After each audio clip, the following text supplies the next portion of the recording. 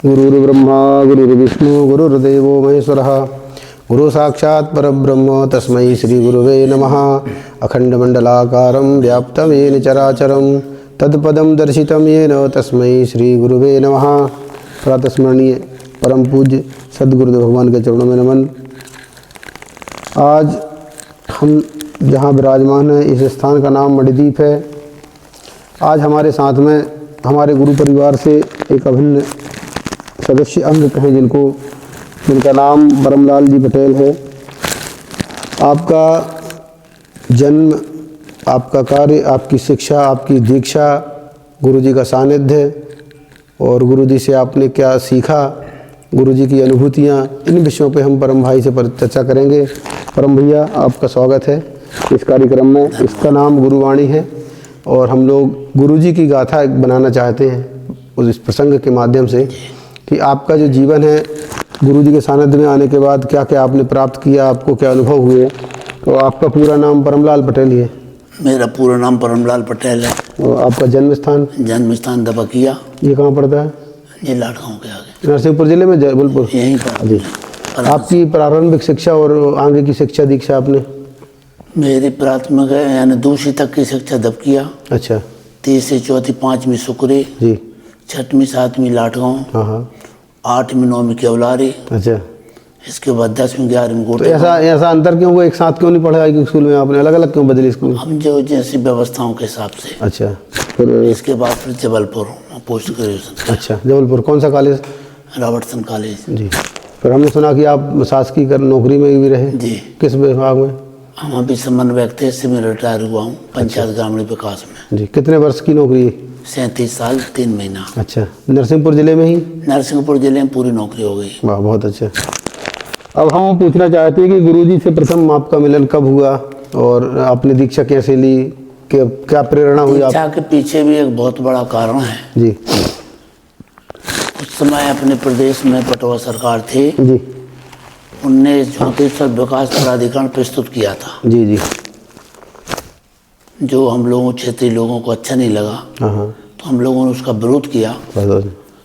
365 ग्राम पंचायतों को विरोध प्रस्ताव अच्छा हम लोगों ने पटवा सरकार को भिजवाए और 3 लाख लोगों के हस्ताक्षर। जी। यानी उस समय बरसात का मौसम था, वाहन नहीं थे ज़्यादा, फिर भी हम लोगों ने अपनी अपनी बाइकों से जाके घर घर जाके हस्ताक्षर करवा के पटवा सरकार को भिजवाए कि प्राधिकरण ज्योतिष विकास प्राधिकरण नहीं बनना चाहिए। नहीं बन पाया गुरुजी के बहुत पास। अच्छा है, आपकी मेहनत सफल हुई।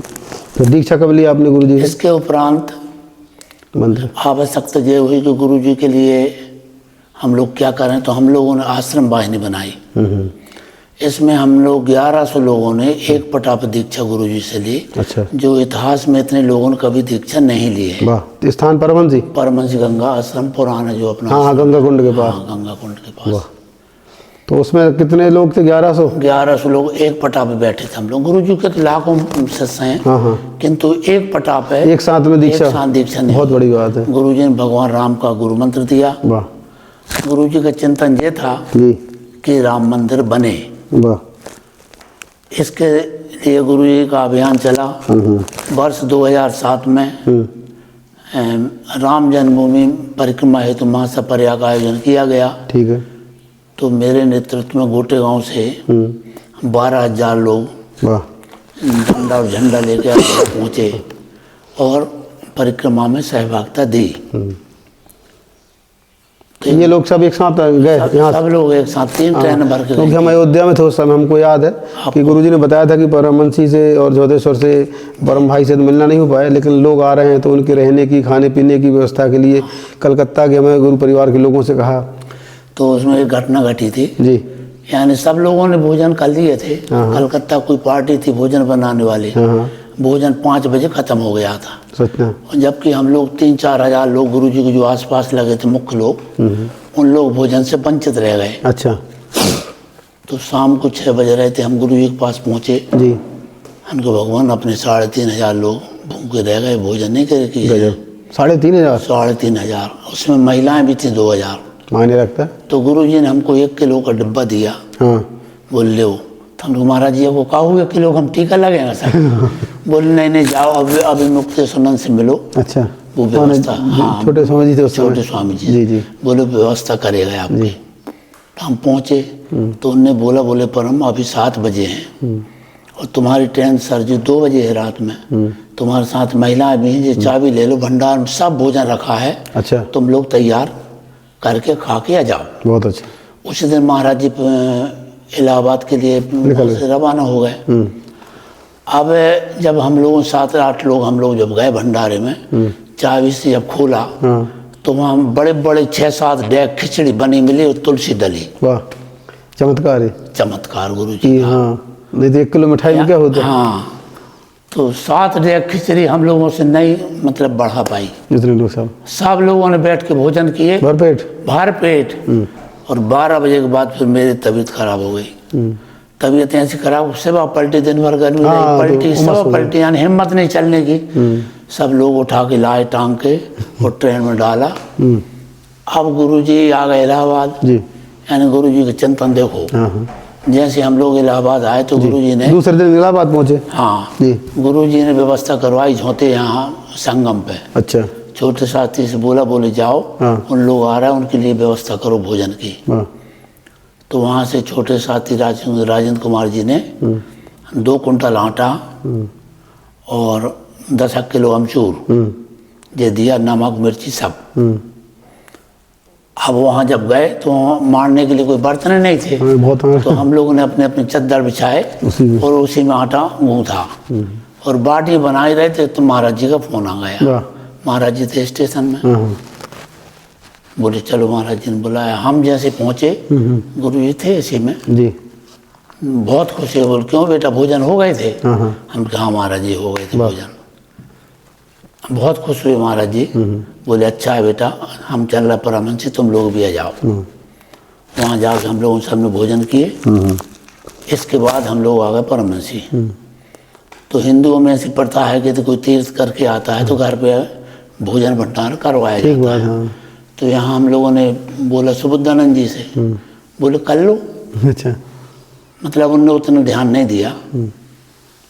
तो महाराज जी को किसी ने बता दिया, बोले पर हम लोग वहाँ भंडारा कर रहे बाटियों का। फिर उनने बुलवाया, क्या हो रहा बेटा? उन्हें ऐसे ऐसा है, सब लोग बोलते कि लौट के तीर्थ करके भोजन किया जाता है, भोजन व्यवस्था करना सबको करना चाहिए। उनने सुबुद्धानंद जी को बुलाया। सुबुद्धानंद जी ने बोले महाराज जी क्या है इसमें? बोल नहीं, वो जो बोल रहा तुम सुनो। कितने लोग ले आओगे? हमको जितने आप बोलो।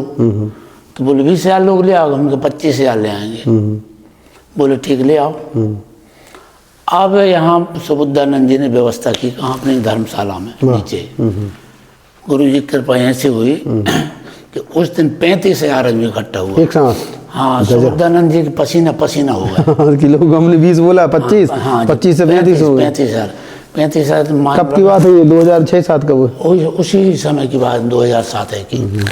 तो ये सानिध्य आपका रहा गुरु जी के साथ? गुरु जी के साथ। गुरु जी के साथ आपका जीवन कैसा रहा? मिलने के बाद बदला, परिवर्तन हुआ, कुछ अनुभव हुए, कुछ आपके जीवन में घटा बढ़ा? संग जो है, हमारे मझले भाई थे कमल सिंह पटेल। हाँ, हमने सुना था वो उनने अध्यात्म उत्थान मंडल का कार्य देखते थे, वो का पूरा कार्य। और बहुत सक्रिय थे, सुना है। भगवती जी का जो मंदिर बना है जी जी, उसकी जो नींव उन्हीं के द्वारा तैयार की गई।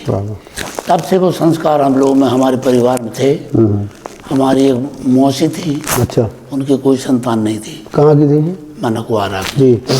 वो भी महाराज जी की मतलब समर्पित थी। तो मतलब संस्कार वहीं से मिले।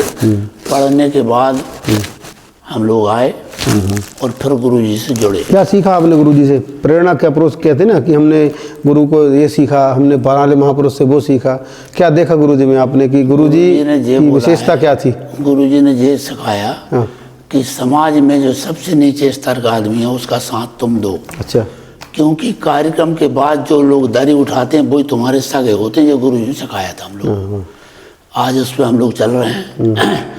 और समाज से उन लोगों को जब हम लोग लेके चलते हैं तो वो लोग हमेशा साथ देते हैं। बड़े बड़े लोग तो आगे निकल जाते हैं, लेकिन वे अपने साथ चलते। क्या भाव आते हैं गुरु जी के मन के प्रति आपके मन में? गुरु जी के मन में तो ऐसा लगा था, गुरु जी का सत्संग हमें जिंदगी भर मिलता, लेकिन अपन को उनका सत्संग पूरा नहीं मिल पाया और चूक हो गई, हम नहीं पहचान पाए कि ये भगवान ही है, क्या बात है। जबकि वो इतने सहज क्योंकि अब आप तो अब गुरु का जीवन में क्या समझते हैं, महत्व क्या रहा कि हम इसमें तो इतने बोलना चाहते हम जी कि ध्यान मूलम गुरु मूर्ति, पूजा मूलम गुरु पदम, मंत्र मूलम गुरु वाक्यम, मोक्ष मूलम गुरु कृपा। वाह, बहुत सुंदर। बिना गुरु के मोक्ष नहीं है। नहीं है। लेकिन अपन तो तीसरा जो पद है उसमें जो कुछ गुरु जी ने बोल दिया वो सब कुछ, उसमें कोई कमी नहीं, कोई ना और हाँ नहीं, जो गुरु जी ने बोल दिया यानी सही है। बहुत अच्छा। चलिए, ब्रह्म भाई से मिलके गुरु जी के प्रति आपके वचन सुने, उद्गार सुने, गुरु जी का सानिध्य प्राप्त किया, आपने वो बताया, बहुत अच्छा लगा। इस परिवार में आपका स्वागत है। गुरु जी हमारे अभी वर्तमान में समाधि पे हैं। हम जो कहते हैं ना कि गुरु जी सूक्ष्म रूप में अब हैं, ब्रह्म रूप में। तो आप परमहंस जी का आश्रम हमेशा आइए, गुरु जी के दर्शन करिए। लोग बताते हैं हमारे कुछ लोग कि हम लोगों को जो कार्य होते हैं अब हमारे समाधि पे पूर्ण होते हैं। तो आप समाधि के दर्शन करें, भगवती के दर्शन करें। ये निवास स्थल गुरु जी का है। गुरु जी ने अपना अंतिम श्वास इस स्थान पे दिया। हमारे यहाँ लोग कहा है कि जिस स्थान पे अंतिम श्वास निकला वो भी एक समाधि का स्वरूप माना जाता है। तो हम देखते हैं कि हज़ारों की संख्या में आते हैं लोग, दर्शन करके जाते हैं और ऐसी मूर्ति का मिलना अब दुर्लभ है। तो हम बहुत सौभाग्यशाली पीढ़ी के रहे परंपरा में, जिसमें आदि शंकराचार्य जी की परंपरा में जगत गुरु जी का मिलना हुआ।